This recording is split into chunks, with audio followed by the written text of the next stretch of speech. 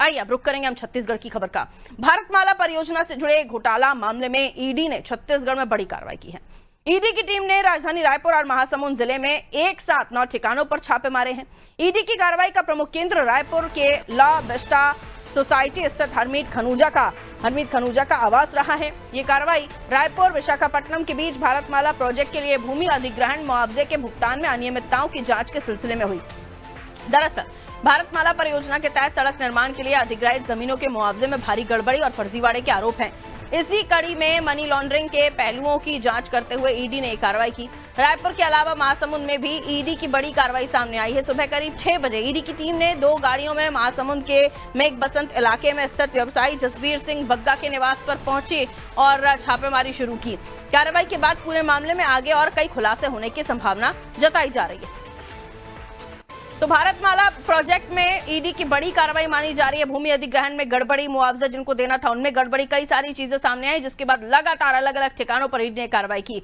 हमारे साथ हमारे सहयोगी जुड़ रहे हैं, आइए उनकी तरफ हम रुख कर लेते हैं। रवि हमारे साथ जुड़ रहे हैं। रवि, इस पूरे मामले में देखें तो अब कार्रवाई ईडी की तरफ से भी की जा रही है, लेकिन कब तक इस पूरे मामले का खुलासा होगा? क्योंकि ये बहुत महत्वपूर्ण प्रोजेक्ट है और जिनकी जमीनें अधिग्रहित की गई हैं उन्हें सही मुआवजा मिलना चाहिए। शायद इसी में ही गड़बड़ियां आई और इतनी बड़ी कार्रवाई होता हुआ हम देख रहे हैं। सवाल यह भी है कि इस कार्रवाई में ईडी को मिला क्या? क्या कुछ दस्तावेज मिले हैं, कोई सबूत मिले हैं?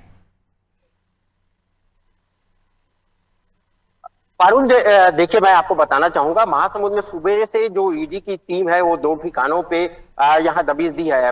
हरमीत सिंह खनूजा के निवास पे और यहाँ जसबीर सिंह जो बग्गा है मेघ बसन में, उनके निवास पे सुबह 6 बजे से ईडी की जो कार्रवाई है वो लगातार चलती रही। लगभग 6-7 घंटे की कार्रवाई ये सतत चलती रही है, जिसमें ऐसा अनुमान लगाया गया है कि ईडी के जो अधिकारी, आला अधिकारी पहुंचे थे, उनको कुछ विशेष दस्तावेज मिले हैं, क्योंकि इतनी लंबी उनकी जांच चली है।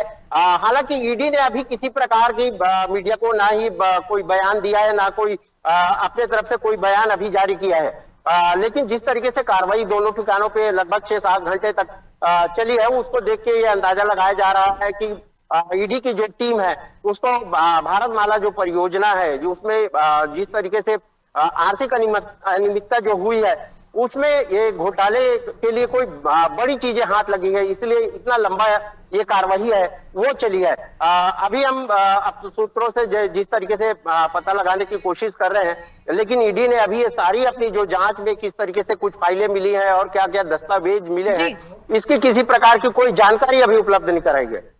बिल्कुल, ये देखना होगा ईडी की तरफ से उस पर क्या बताया जाता है, क्योंकि क्या दस्तावेज मिले हैं, क्या कुछ तथ्य मिले हैं, इसके बाद ही आगे की कार्रवाई इनके ऊपर हो सकेगी। बहुत शुक्रिया जानकारी के लिए रवि। तो रायपुर विशाखापट्टनम के बीच भारतमाला प्रोजेक्ट की शुरुआत होने जा रही थी, लेकिन अधिग्रहित जमीनों के मुआवजे में गड़बड़ी और फर्जीवाड़े के आरोप लगे, जिसके बाद इससे प्रोजेक्ट से जुड़े लोगों के ऊपर जो तथ्य सामने आए, ईडी ने 9 ठिकानों पर एक साथ कार्रवाई की। आप सोचिए, और तमाम जगहों पर पहुंचे, खनूजा के यहाँ पहुंचे और दूसरी जगहों पर भी ठिकानों पर जो ईडी की कार्रवाई है। और ये बताया जा रहा है कि ईडी को कई महत्वपूर्ण चीजें मिली हैं जिससे और भी खुलासे हो सकते हैं, लेकिन फिलहाल ईडी की तरफ से कोई ऑफिशियल बयान नहीं आया, जिसका इंतजार करना होगा। फिलहाल खास खबर खास नजर में इतना ही, और खबरों के लिए आप देखते रहिए अनादि टीवी। नमस्कार।